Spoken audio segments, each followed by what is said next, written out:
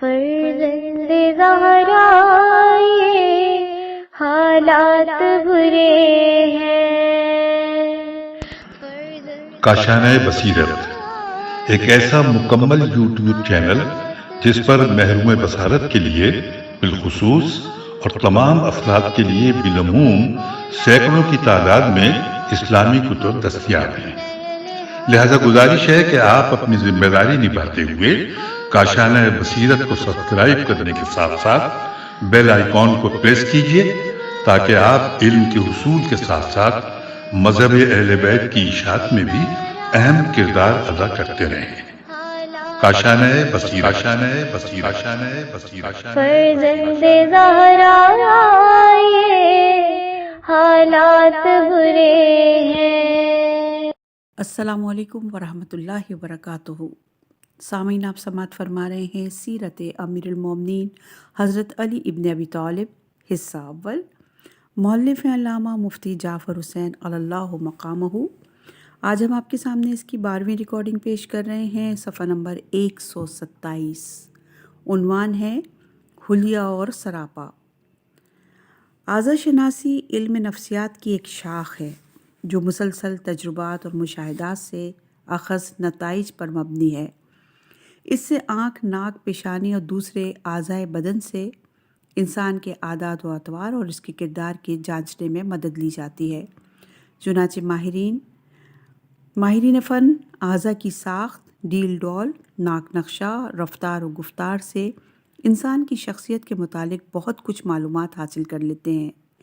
ان اعضاء شناسوں کے نزدیک ماتھے کا کھلا اور پیشانی کا ابھرا ہونا فہم و ادراک کی، بازوؤں کا طویل اور پرگوشت ہونا بزرگی اور ریاست کی، بالوں کی سختی شجاعت کی اور آنکھوں کا بڑا ہونا تیزی طبع کی علامت ہے۔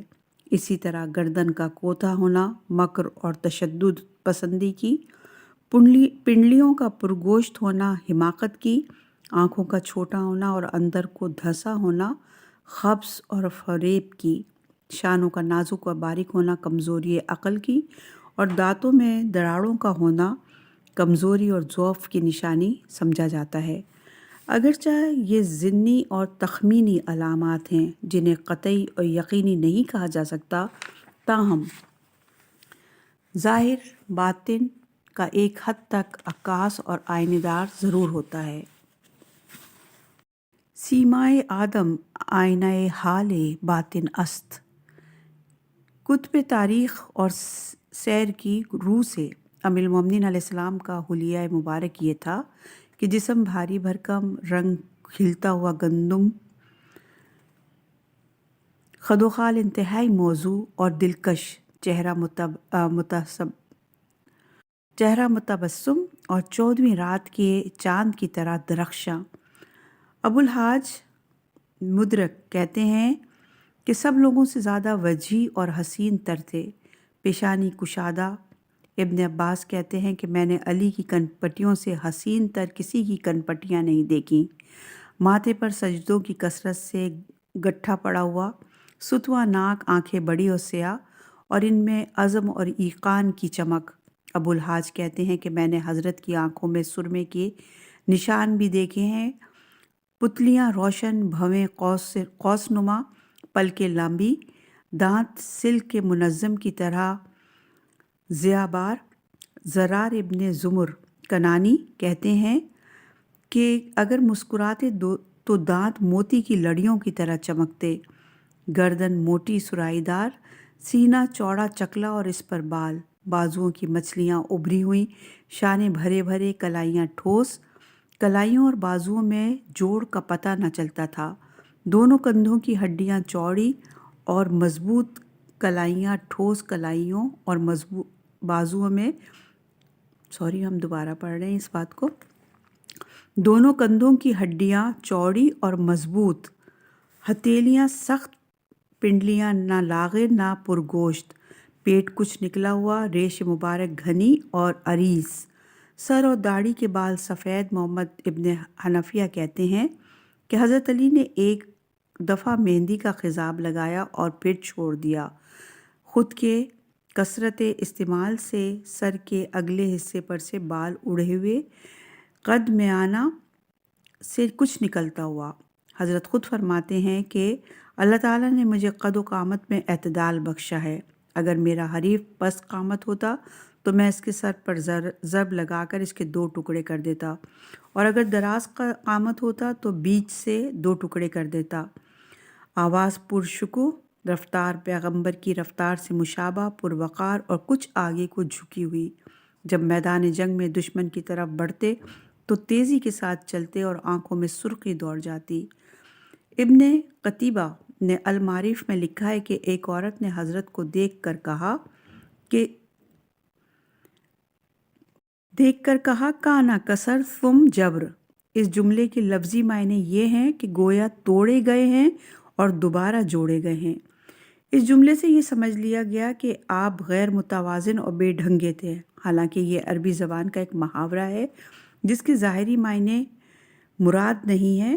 چنانچہ سید محسن عاملی نے عیون شیعہ میں اور عمر ابو نصر نے الزہرا میں ابن عائشہ کا یہ قول نقل کیا ہے کہ یہ جملہ اس شخص کے لیے استعمال ہوتا ہے جس کے بازو بھرے ہوئے ہوں اور نظریں زمین کے اندر گڑی ہوئی ہوں، نہ اس شخص پر جسم کا جسم بے جوڑ، بے ڈھنگا اور غیر متوازن ہو۔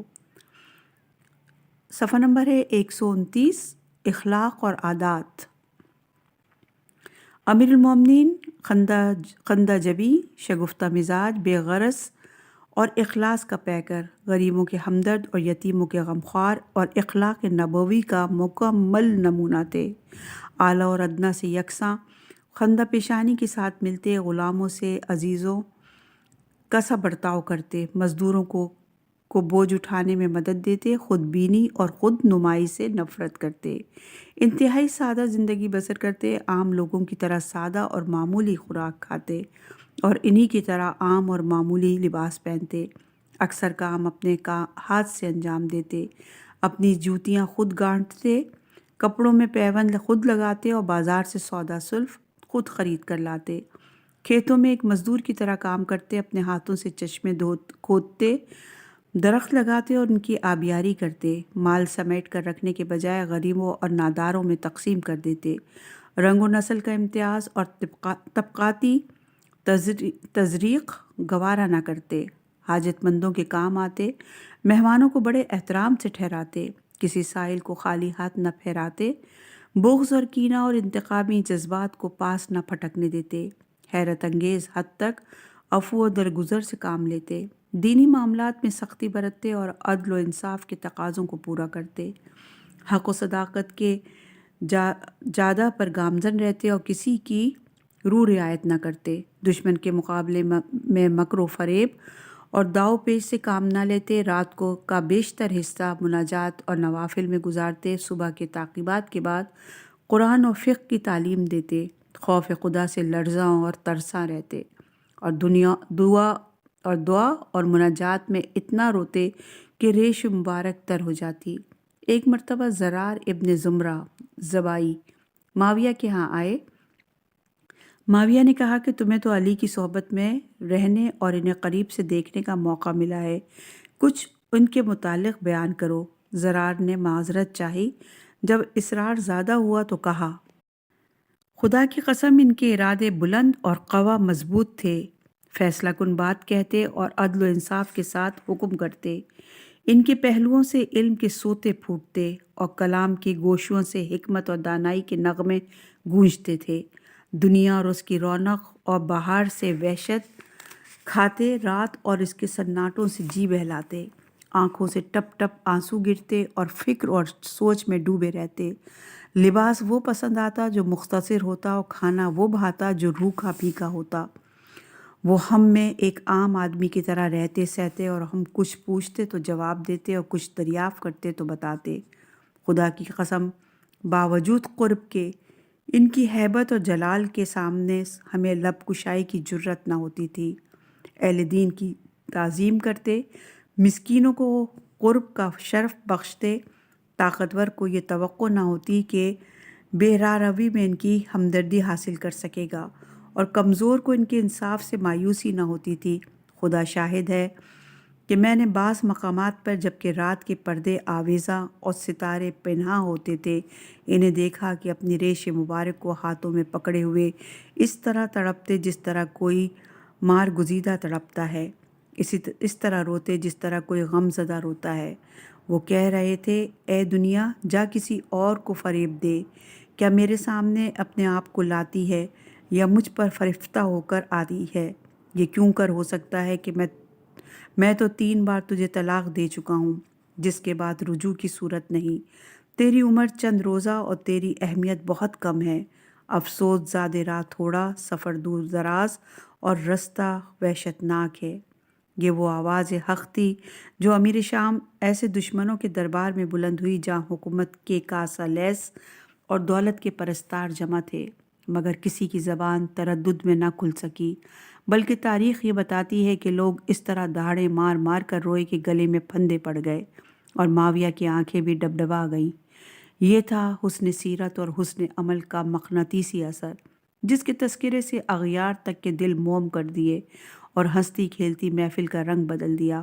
امیر المومنین علیہ السلام ہیبت اور صولت اور رحم اور رافت کے مزاج کا ایک دلکش پیکر اور پہاڑ کے مانند سخت اور اڑتے ہوئے بادلوں کی طرح نرم تھے۔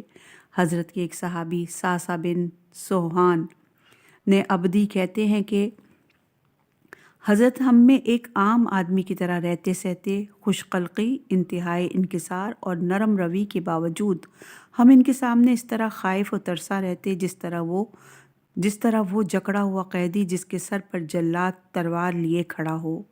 اور یہ روایت ہے مقدمہ شرح ابن ابی الحدیث میں۔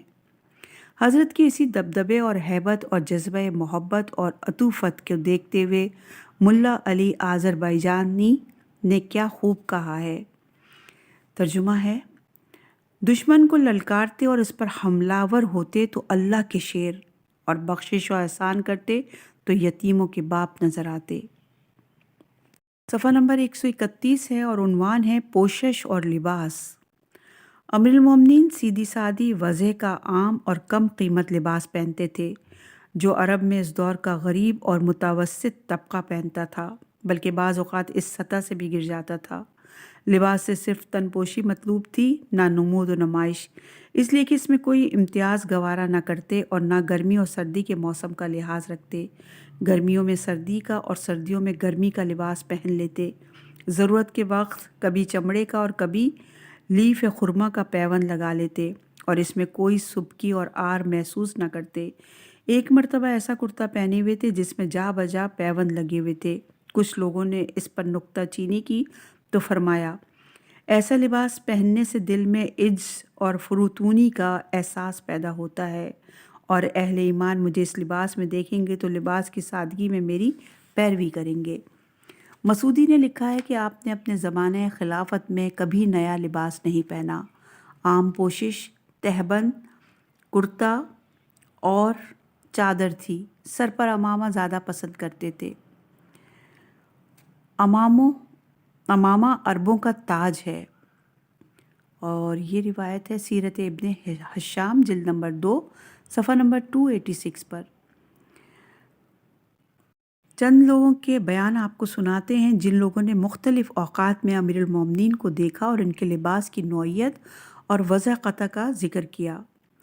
جابر مولی جوفی کہتے ہیں کہ میں نے امیر المومنین کے سر پر سیاہ رنگ کا امامہ دیکھا اور اس کا ایک سرا سینے پر پڑا تھا اور ایک سرا پشت پر لٹک رہا تھا۔ عمرو ابن مروان کہتے ہیں کہ مجھ سے میرے والد نے بیان کیا کہ میں نے حضرت کو دیکھا کہ آپ کے سر پر سیاہ امامہ تھا جس کا شملہ دونوں کاندھوں کے درمیان پشت پر پڑا تھا۔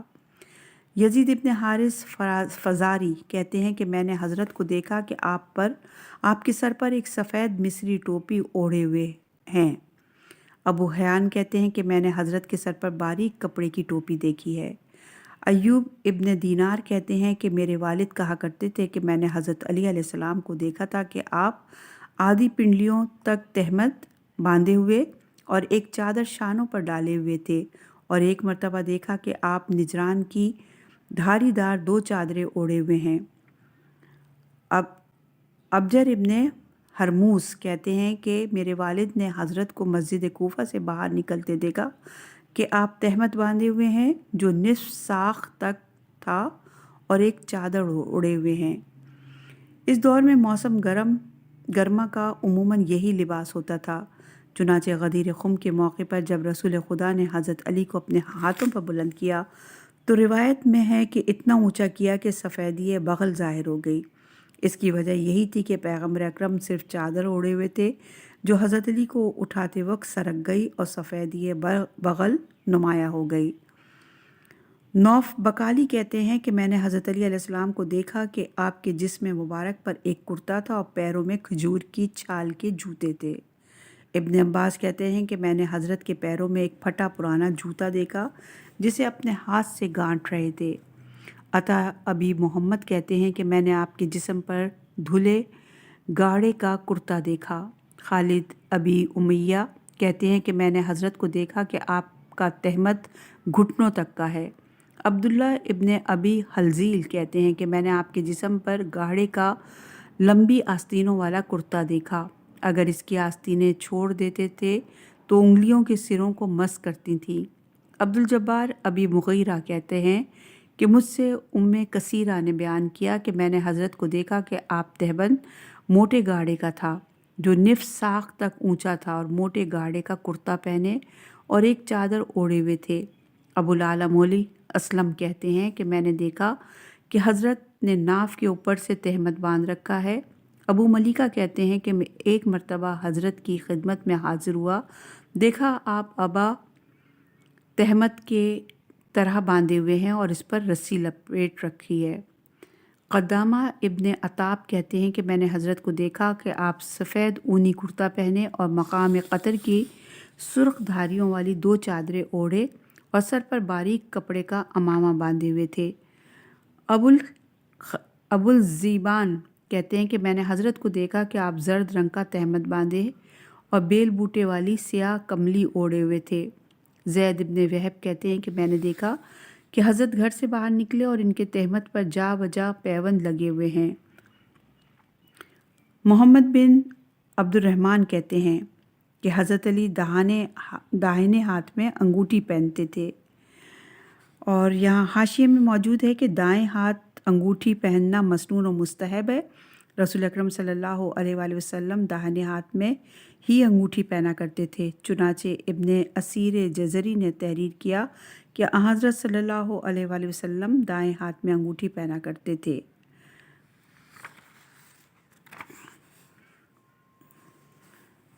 حضرت عائشہ فرماتی ہیں کہ رسول اللہ داہنے ہاتھ میں انگوٹھی پہنا کرتے تھے، اور جب دنیا سے رحلت فرمائی تو اس وقت بھی آپ کے داہنے ہاتھ میں انگوٹھی تھی۔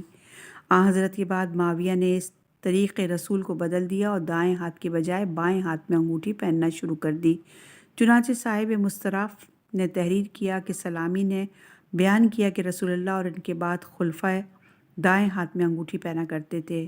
معاویہ نے بائیں ہاتھ میں پہننا شروع کر دی اور امویوں نے بھی اپنا شعار بنا لیا۔ مولا علی کا انگوٹھی کا نگینہ کبھی یاقوت اور کبھی فیروزہ، کبھی حدید چینی اور کبھی عقیق کا ہوتا تھا، اور نقش اس پہ لکھا ہوتا تھا کندہ کہ خاتم الملک اللہ، اور بعض روایت میں ہے کہ اللہ الملک تھا۔ دست مبارک میں تازیانہ یا درہ رکھتے تھے اور خطبہ دیتے وقت کمان یا تلوار پر ٹیک لگا لیتے تھے۔ صفحہ نمبر ہے 134 اور عنوان ہے طعام اور آداب طعام۔ پوشش اور لباس کی طرح حضرت کا کھانا بھی روکھا پھیکا اور انتہائی سادہ ہوتا تھا۔ عموماً جو کے ان چھٹے آٹے کی روٹی اور ستو پر قناعت کرتے۔ روٹی کے ساتھ ناخوش کے طور پر کبھی نمک ہوتا اور کبھی سرکہ، کبھی ساگ پات اور کبھی کبھار دودھ۔ گوشت کا استعمال بہت کم کرتے۔ ابن ابی الحدید نے تحریر کیا ہے کہ اگر روٹی کے ساتھ کوئی چیز استعمال کرتے تو وہ سرکہ ہوتا یا نمک۔ اس سے آگے بڑھتے تو کوئی سی سبزی، یا اس سے بھی آگے بڑھتے تو تھوڑا سا اونٹنی کا دودھ، اور گوشت بہت کم کھاتے تھے، اور فرمایا کرتے تھے کہ اپنے شکموں کو حیوانوں کا گورستان نہ بناؤ۔ امام محمد باقر علیہ السلام فرماتے ہیں کہ امیر المومنین مہمانوں کو گوشت اور روٹی کھانے کو دیتے اور خود جو کی روٹی سرکہ یا روغن زیتون کے ساتھ کھاتے۔ حضرت کی روٹی کے سوکھے ٹکڑے اور ستو ایک تھیلی میں بند رہتے تھے اور اس پر مہر لگا دیتے تھے۔ کچھ لوگوں نے کہا کہ آپ عراق ایسی سرزمین پر رہتے ہوئے ایسا کرتے ہیں جبکہ یہاں غلے کی کوئی کمی نہیں ہے۔ فرمایا کہ میں کمی کی بنا پر ایسا نہیں کرتا، بلکہ اس وجہ سے کہ مجھے یہ پسند نہیں کہ میں اس چیز سے پیٹ بھروں جس سے میں جانتا نہیں ہوں۔ اور یہ ہے روایت تاریخ کامل میں۔ عمرو ابن حریث کہتے ہیں کہ ایک دن دوپہر کے وقت مجھے حضرت علی علیہ السلام کی خدمت میں حاضر ہونے کا اتفاق ہوا۔ میں نے دیکھا کہ ایک مہر شدہ تھیلی آپ کے ہاتھ آگے رکھی ہے۔ آپ نے اس میں ایک سوکھی روٹی کے ٹکڑے کو نکالا اور انہیں پانی میں بھگو کر اس میں نمک چھڑک کر کھانے لگے۔ میں نے روٹی کے ٹکڑے کو دیکھ کر فضہ سے کہا کہ تم سے اتنا بھی نہیں ہوتا کہ گوندنے سے پہلے آٹا چھان کر بھسی الگ کر دیا کرو۔ فضہ نے کہا کہ میں نے ایک دفعہ آٹا چھانا تھا مگر حضرت نے آئندہ ایسا کرنے سے منع کر دیا۔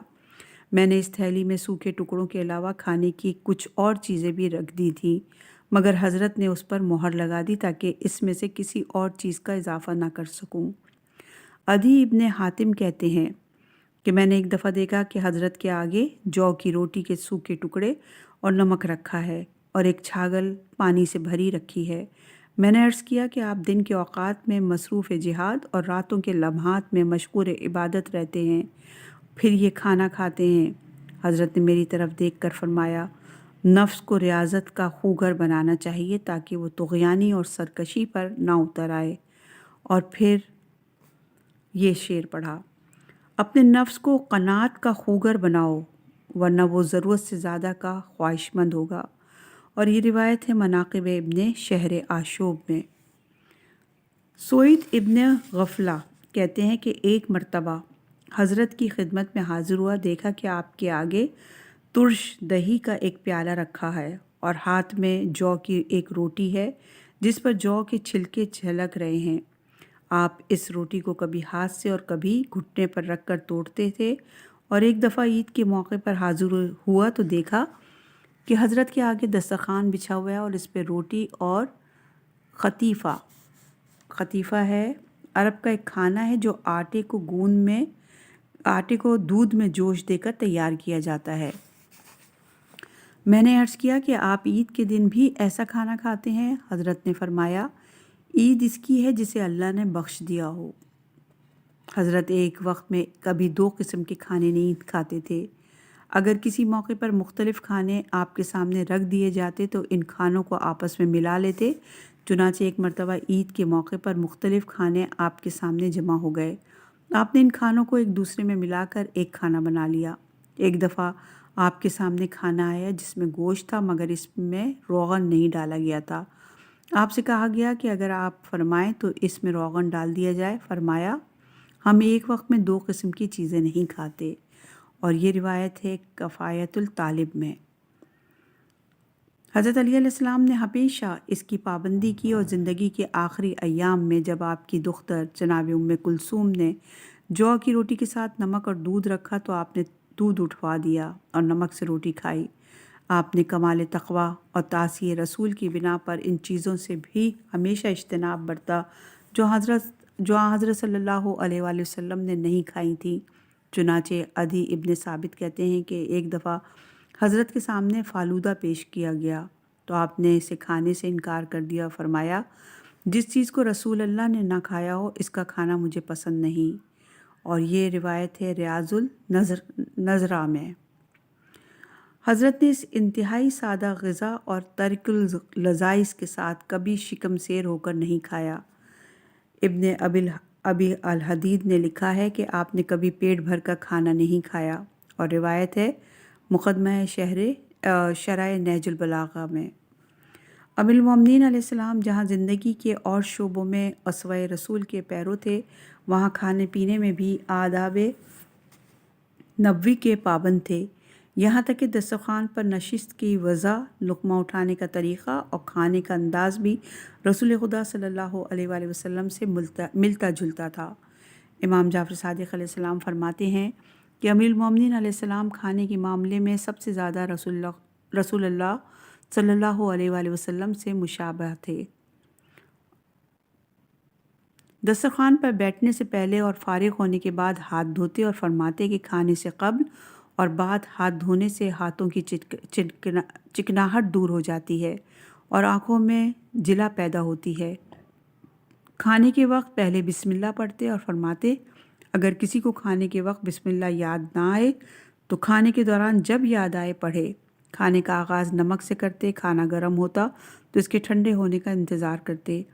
کھانا 5 انگلیوں سے کھاتے اور ادھر ادھر ہاتھ ڈالنے کے بجائے سامنے سے کھاتے، اور سرید یعنی شوربے میں بھیگے ہوئے روٹی کے ٹکڑے کو درمیان سے نہ اٹھاتے بلکہ کناروں کی طرف سے کھاتے۔ مشروبات میں سادہ پانی خصوصاً بارش کا پانی پسند فرماتے اور فرماتے کہ بارش کے پانی سے امراض کا دفیہ اور بدن کی تطہیر ہوتی ہے۔ دسترخوان پر سے روٹی کے ریزے پھینکنے کے بجائے چن کر کھا لیتے اور فرماتے کہ یہ باعث شفا ہے۔ لوٹے یا بندھنے کی ٹونٹی سے منہ لگا کر پانی نہ پیتے اور نہ برتن کے ٹوٹے ہوئے کناروں کی طرف سے پیتے۔ کھانے پینے کی چیزوں پر پھونک مارنا پسند نہ فرماتے۔ ایک مرتبہ آپ نے اپنے خادم مسلم سے پینے کے لیے پانی طلب کیا، وہ پیالہ بھر کر پانی لایا۔ جب حضرت کے سامنے آئے تو اس نے تنکا وغیرہ ہٹانے کے لیے پھونک ماری۔ آپ نے فرمایا پانی اب تم پیو، میرے لیے دوسرا لاؤ۔ صفحہ نمبر ہے 137 اور عنوان ہے عہد طفولیت۔ انسان کی زندگی کے 3 ادوار ہیں: بچپنا، جوانی اور بڑھاپا۔ ہر سن کے تقاضے جدا اور ہر دور کے مشغلے مختلف ہوتے ہیں۔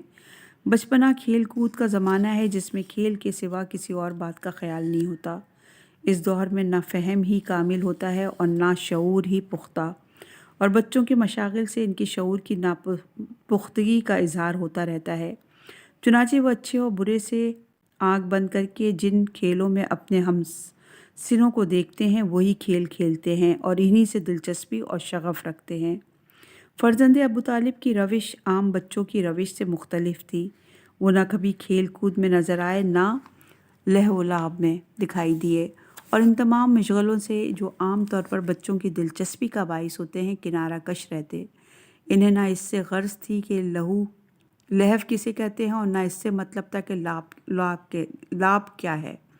ان کے تیوروں پر ہمت و جرت کے ولولے عیاں اور حرکات و سکنات سے عظمت و وقار کے آثار نمایاں تھے، اور کیا جسمانی اور کیا ذہنی دونوں اعتبار سے ان کا بچپنا دوسرے بچوں کے عہد طفلیت سے میل نہ کھاتا تھا۔ ان کی جسمانی نشوونما کی رفتار دوسروں سے تیز تر تھی اور ایک دن میں اتنا بڑھتے جتنا دوسرے بچے ایک ماہ میں۔ اس قوت نمو کی فراوانی کا اثر تھا کہ جسم مضبوط، فہم و ادراک قوی اور ظاہری و باطنی حاسے تیز تھے۔ صاحب ارحج المطالب نے نجم الدین فخر الاسلام ابو بکر ابن محمد المرندی کی کتاب مناقب الاصحاب کے حوالے سے حیدر کی وجہ تسمیہ کے سلسلے میں تحریر کیا ہے کہ حضرت علی علیہ السلام ابھی شیر خواری کے زمانے میں ہی تھے کہ ان کی والدہ انہیں گھر میں تنا چھوڑ کر کسی کام کو باہر گئیں۔ یہ گھر ایک پہاڑی کے دامن میں واقع تھا۔ اس پہاڑی سے ایک سانپ اترا اور آپ کے قریب پہنچ کر پھنکارنے لگا۔ آپ نے ہاتھ بڑھا کے اسے پکڑ لیا، یہاں تک کہ وہ آپ کے ہاتھوں میں مر گیا۔ جب آپ کی والدہ واپس آئیں تو علی کی گرفت میں مردہ سانپ دیکھ کر کہنے لگیں، میرے شیر خدا تجھے زندہ رکھے، میرے شیر خدا تجھے زندہ رکھے۔ جب بڑے ہوئے اور چلنے پھرنے لگے تو وزنی پتھروں کو بڑی آسانی سے اٹھا لیتے اور پہاڑ کی چوٹیوں پر سے اٹھا کر لے آتے اور بتوں کی توڑ پھوڑ میں لگے رہتے۔ عرب کے دستور تربیت کے مطابق حضرت ابو طالب اپنے بچوں کو تیر اندازی، شہ سواری اور کشتی لڑنے کا فن سکھاتے اور اپنے بیٹوں بھتیجوں کو جمع کر کے انہیں بڑھاتے اور داؤ پیچ کی تعلیم دیتے۔ حضرت علی علیہ السلام اگرچہ اپنے بھائیوں میں سب سے چھوٹے تھے مگر کسی کی کسی کی گاؤ زوری نہ چلنے دیتے اور اپنے سے سن و سال میں بڑوں کو داؤ پر رکھ کر چاروں شانے چت کر دیتے اور اچھے اچھے شہ سواروں سے اپنی قوت اور طاقت کا لوہا منوا لیتے، اور یہ قوت خداداد ہی کا کرشمہ تھا کہ ان ابتدائی مشقوں سے لے کر بڑے سے بڑے مارکوں تک کسی سورما یا سانتون سے زیر نہیں ہوئے، اور جس سے بھیڑے اسے پچھاڑے بغیر نہ چھوڑا۔ ابن قتیبہ نے لکھا کہ جس سے کشتی لڑے اسے پچھاڑ کر چھوڑا، اور یہ روایت ہے المعارف صفحہ نمبر 91۔ اس جسمانی قوت کے ساتھ ذہنی اور شعوری ارتقاء کے لحاظ سے بھی بہت آگے تھے۔ بچپنے ہی میں حق و باطل میں امتیاز کا جوہر پیدا ہو گیا۔ پہلی ہی نظر میں معبود حقیقی کو پہچانا، بت پرستی کے مرکز میں رہتے ہوئے بتوں کو پرستش کے قابل نہ سمجھا، اور جب کہ لوگوں کو اعلان نبوت کے بعد بھی نبوت کی تسلیم کرنے میں تعمل تھا، آپ اعلان نبوت سے قبل مقام نبوت کو سمجھ چکے تھے۔ چنانچہ خود فرماتے ہیں کہ میں وحی اور رسالت کی روشنی دیکھتا تھا اور نبوت کی خوشبو سونگھتا تھا، اور یہ روایت ہے نہج البلاغہ میں۔ آپ کی نگاہ بلند نے نور نبوت کو دیکھا، اور قوت شامہ نے شمیم رسالت کو سونگھا ہی نہ تھا بلکہ حضرت کی بعثت کے قبل ان کے طریقہ کار کو اپنا دستور عمل بنا کر دوسروں کے لیے آئینہ عمل بن گئے تھے۔ غرض حضرت کا بچپن بھی ان کی جوانی اور پیری کی طرح عظمتوں کا کوہ گرا تھا، اور ان کے اس دور صغیر سنی پر نظر کرنے کے بعد یہ حقیقت آئینہ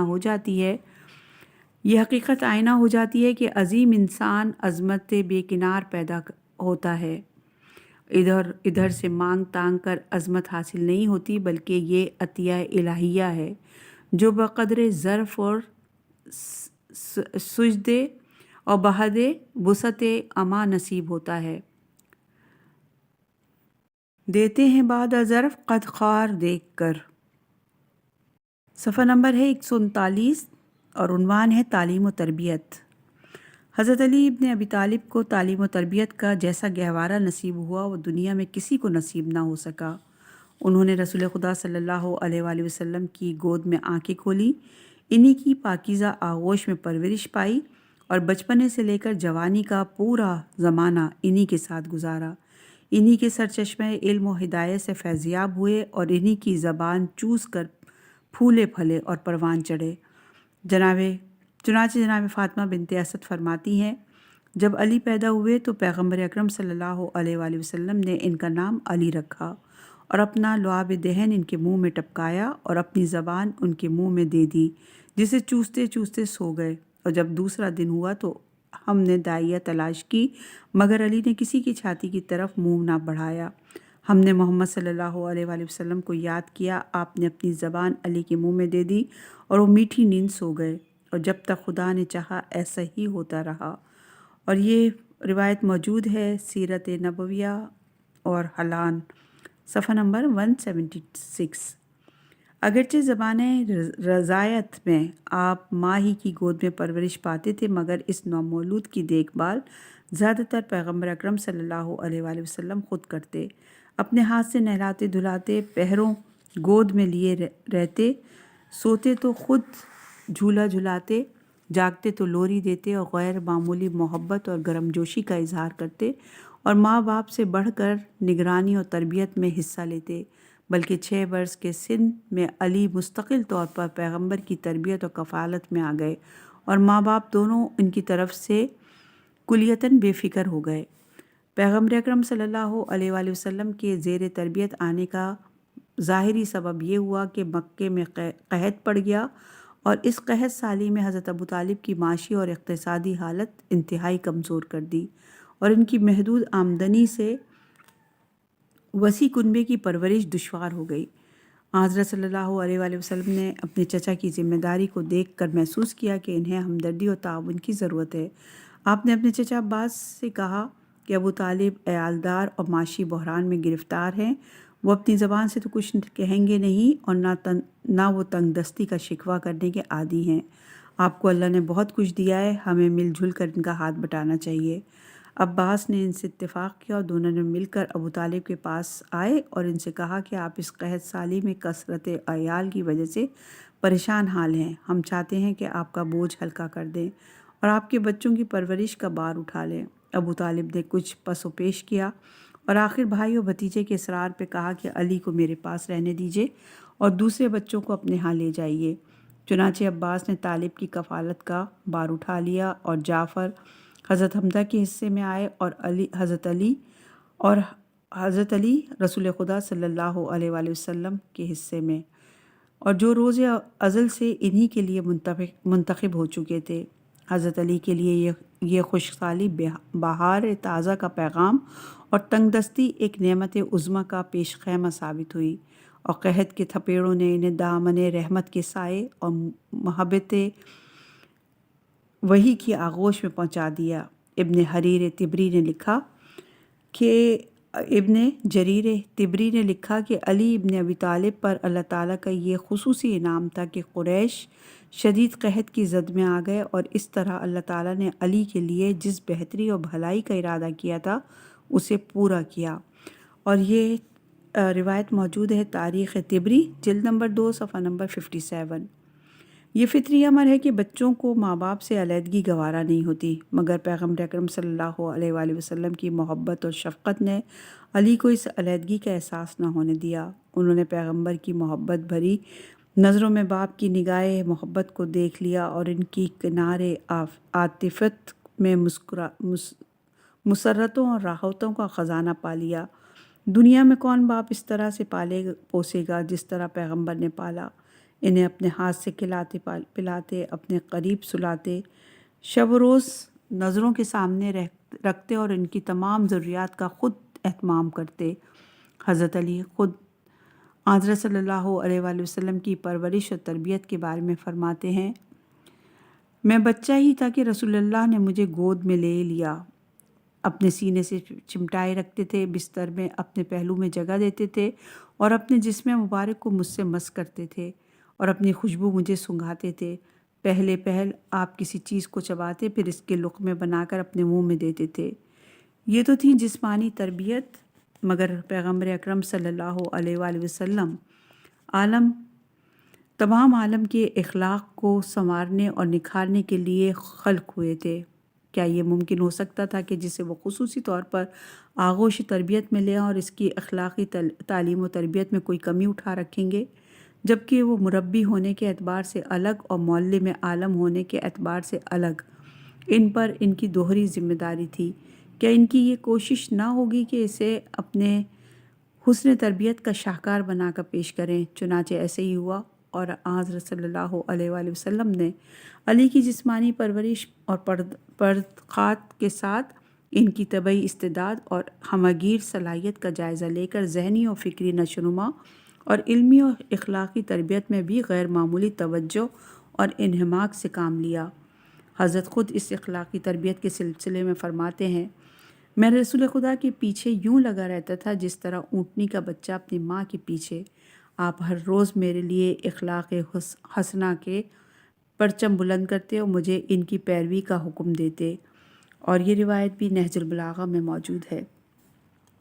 اس تعلیم و تربیت نے آپ کی شخصیت کی تعمیر اور سیرت کی تخلیق میں ایسا مؤثر کردار ادا کیا کہ آپ سیرت میں، اخلاق میں اور علم و عمل میں پیغمبر اکرم صلی اللہ علیہ وآلہ وسلم کا کامل ترین نمونہ اور ان کے اوصاف و کمالات کے مظہر اتم قرار پائے۔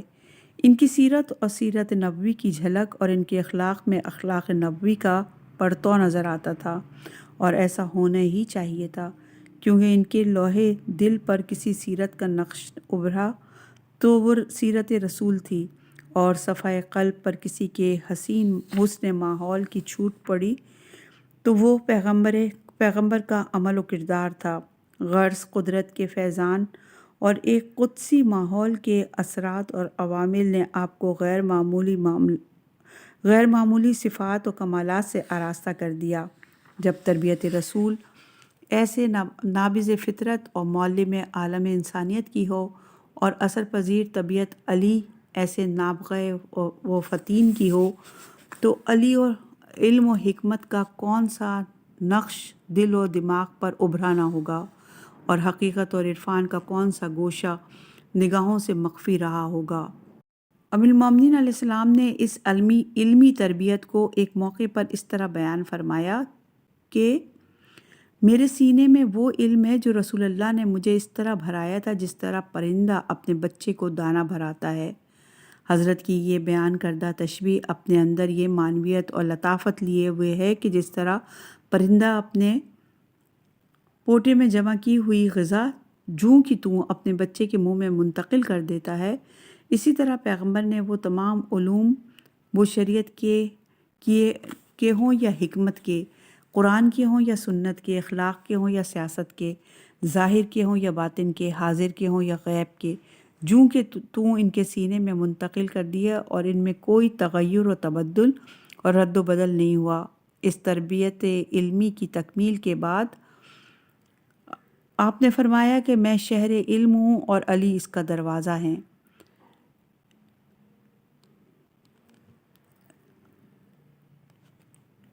और इसका तमगा जबीन इमामत पर आवेज़ा किया और इस तरह अपने इल्म तक पहुँचने का ज़रिया बनाया। यानी जिस तरह शहर में दाखिल होने का ज़रिया दरवाज़ा होता है, इसी तरह मेरे इल्म तक रसाई का ज़रिया अली हैं। अली वो हैं जिनका शजरा इल्म नबूवत से बिला वास्ता मिलता है और इल्म नबूवत का शजरा इल्म खुदा से बराए रास्ता मिलता है। लिहाजा जो इस दर से बेखबर हो गया वो खुदा और रसूल की तालीमात से बेखबर हो गया। मौला की शान का बयान अभी जारी है। इंशाअल्लाह अगली रिकॉर्डिंग में मज़ीद इस पे हम गुफ्तगू